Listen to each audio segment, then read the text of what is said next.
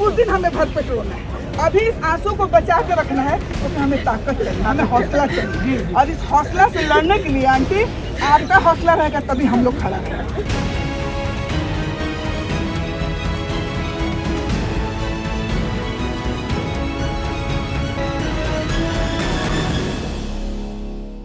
नमस्कार, आप देखना शुरू कर चुके हैं लाइव सिटीज को। मैं नाम शेख है। पटना से लेकर दिल्ली तक भारी बवाल हो रहा है। आपको बता दें कि पटना नीट छात्रा मौत मामले को लेकर पटना से लेकर अब दिल्ली तक बवाल पहुंच चुका है। दिल्ली के जंतर मंतर पर विरोध प्रदर्शन हुआ है, धरना प्रदर्शन किया गया है और साफ साफ बिहार सरकार पर कई आरोप लगाए गए हैं। बिहार के डीजीपी के खिलाफ भी नारेबाजी की गई है और खूब विरोध प्रदर्शन हुआ है। आपको बता दें कि पटना नीट छात्रा जो जहानाबाद की रहने वाली थी और उसकी मौत 11 जनवरी को हुई थी और इस पूरे मामले में आपको बता दें कि शंभू गर्ल्स हॉस्टल में वो बेहोशी की हालत में 6 जनवरी को मिली थी, जिसके बाद उसे 3 अस्पताल ले जाया गया। आखिरकार वो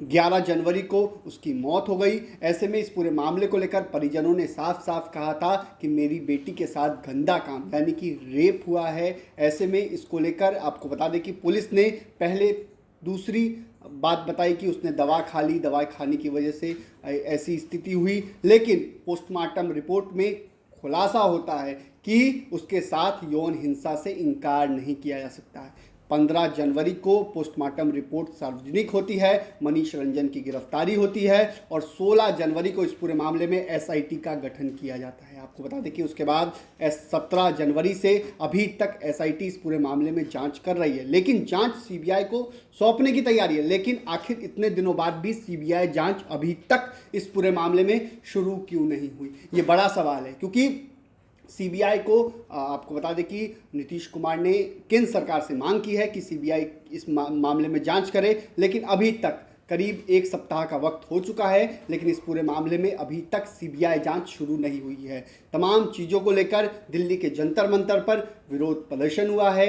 तमाम जो विपक्ष के लोग थे वो भी इसमें शामिल हुए हैं और खूब विरोध प्रदर्शन हुआ है। आपको बता दें कि इधर पप्पू यादव की गिरफ्तारी को लेकर भी पटना में हंगामा हुआ है। आपको बता दें कि कांग्रेस पार्टी कार्यालय के बाहर जो है कार्यकर्ताओं ने हंगामा किया है और ये तक कहा है कि नीट छात्रा मामले में बोलना पप्पू यादव को महंगा पड़ गया, इसीलिए सरकार दबाव में आकर पप्पू यादव की गिरफ्तारी की है। आपने वो तस्वीरें भी देखी, दोनों तस्वीरें हमने आपको दिखाई किस तरीके से दिल्ली से लेकर पटना तक हंगामा मचा हुआ है। और साथ ही साथ आप बता दें कि इस पूरे मामले में एफएसएल की रिपोर्ट में क्या कुछ सामने आया था। नीट छात्रा की जब एफएसएल की रिपोर्ट आई थी तो उसके कपड़ों में मेल स्पर्म की बात सामने आई थी। हालांकि जब संदिग्धों से इसका मिलान किया गया, 20 से अधिक संदिग्धों से इसका मिलान किया गया, वो रिपोर्ट भी सामने अभी तक नहीं आई है, लेकिन सूत्रों की जानकारी के अनुसार उस रिपोर्ट में किसी से भी उसका जो मिलान डीएनए टेस्ट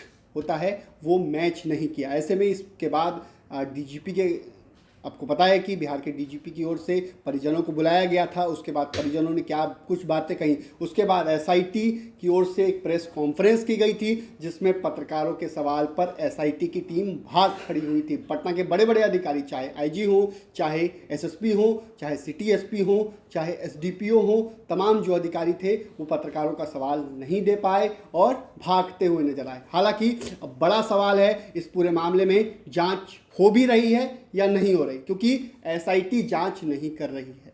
एसआईटी के पास जांच अभी भी है, लेकिन जब से सीबीआई को देने की बात कही गई तब से एसआईटी ने अपनी जांच सुस्ती ठंडे बस्ते में डाल दी, एक तरीके से कहें ठंडे बस्ते में डाल दी। और सीबीआई कब से जांच शुरू करेगी, कब इस मामले का खुलासा होगा।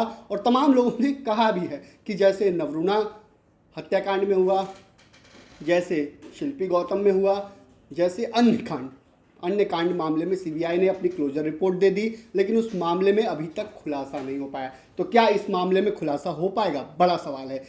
बने रहिए लाइव सिटीज़ के साथ। हमारी यूट्यूब चैनल को सब्सक्राइब करिए, फेसबुक को लाइक करिए। धन्यवाद।